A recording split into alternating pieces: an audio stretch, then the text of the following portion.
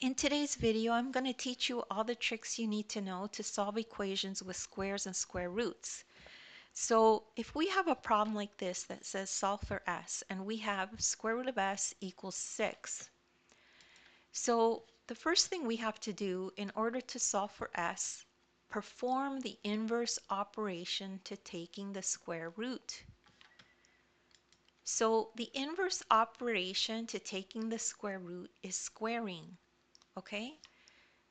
So kind of the opposite of square root is the square. So take the square of both sides of the equation. So we can square both sides of the equation. Now this is squared and 6 is squared as well. So remember, the square and the square root cancel each other out. So these cancel, this and this cancel. So we're left with s equals 36 because 6 squared is 36. And that's all there is to that problem. And don't worry if you don't understand that right away. You could just rewatch the video as well. You could take a look at the description. There's a link there to my ebook.